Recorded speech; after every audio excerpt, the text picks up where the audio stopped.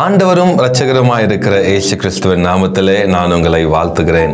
தேவனுடைய பிள்ளைகளே, இந்த புதிய நாளிலும் உங்களை சந்திப்பதிலே மிகுந்த மகிழ்ச்சி அடைகிறேன்.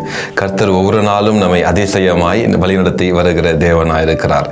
இந்த காலைவேளையிலும் கூட வேதத்திலிருந்து நாம் ஒரு வசனத்தை தியானிக்கலாம். அந்த வசனத்தை தியானித்து நான் உங்களுக்காக ஜெபிக்கிறேன். பாருங்க, ஏசாயா 43வது அதிகாரம் 18-19 இந்த வசனங்களை நாம் வாசிக்கலாம்.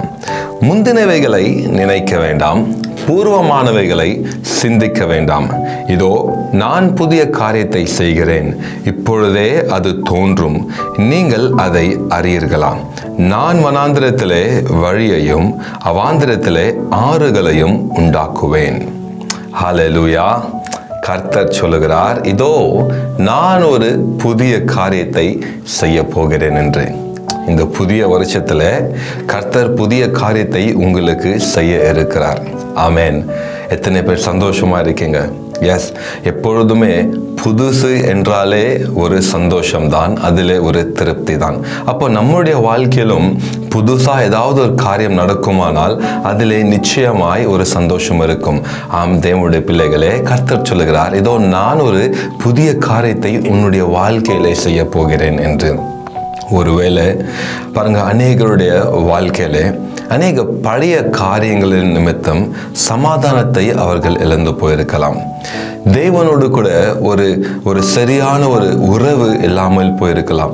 ஏதோ ஒரு பாவத்தின் நிமித்தம், ஏதோ ஒரு பிரச்சனை நிமித்தம் அந்த சந்தோஷத்தையும் சமாதானத்தையும் நீங்கள் இழந்து போயிருக்கலாம். ஆனால் கர்த்தர் சொல்லுகிறார், இதோ நான் ஒரு புதிய காரியத்தை செய்ய போகிறேன். நீ முந்தினவைகளை நீ நினைக்க வேண்டாம், பூர்வமானவைகளை நீ சிந்திக்க வேண்டாம். ஒருவேளை இந்த 2024வது வருஷத்துல அநேக இழப்பின் வழியாய் நீங்க போய்கொண்டிருக்கலாம். அநேக காரியங்களை நீங்கள் இழந்து போயிருக்கலாம். அநேக பிரச்சனையின் வழியாய், பாடுகள் வழியாய் நீங்க கடந்து வந்திருக்கலாம். ஐயோ, இந்த 2025ஆம் வருஷத்திலும் இப்படியே தான் இருக்குமா அப்படின்னு சொல்லி நீங்க நினைக்கலாம். கர்த்தர் சொல்லுகிறார், நீ அதை நினைக்காத, அதை நீ யோசிக்காத. 2024 எப்படி இருந்ததோ அப்படி இந்த வருஷம் உனக்கு இருக்காது. ஏனென்றால் நான் ஒரு புதிய காரியத்தை செய்ய போகிறேன். உன்னுடைய வாழ்விலே, உன்னுடைய வாழ்க்கையிலே நான் ஒரு புதிய காரியத்தை செய்ய போகிறேன். பழைய காரியங்கள் எல்லாவற்றையும் நீ மறந்துவிடு.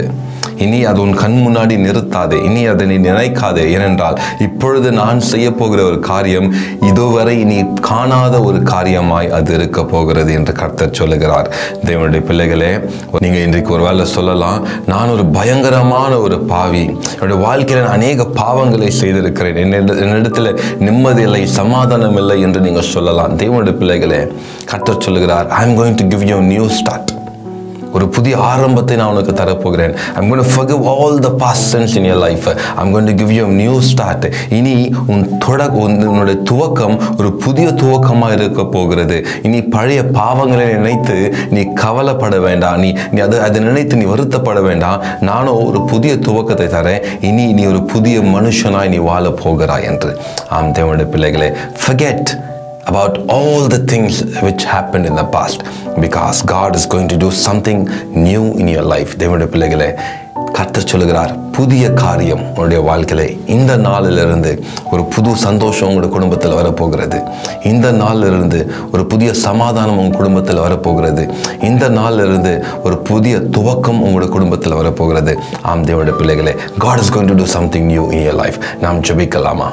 அன்பின் தகப்பனே, இந்த வார்த்தைக்காக உம்மை நன்றியோடு கூட ஸ்தோத்திரிக்கிறோம். இதோ புதிய காரியத்தை செய்கிறேன் என்று சொன்னவரே, அப்பா, என்னோடு கூட இணைந்து ஜெபித்துக் கொண்டிருக்கிற பிள்ளைகளை நீர் தொடுவீராக.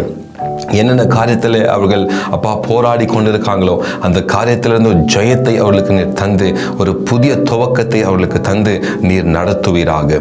நீர் அப்படியாய் செய்ய போவதுக்காக நன்றி. இயேசுவின் மூலம் ஜெபிக்கிறேன் எங்கள் ஜீவனுள்ள நல்ல தகப்பனே. ஆமேன், ஆமேன், ஆமேன்.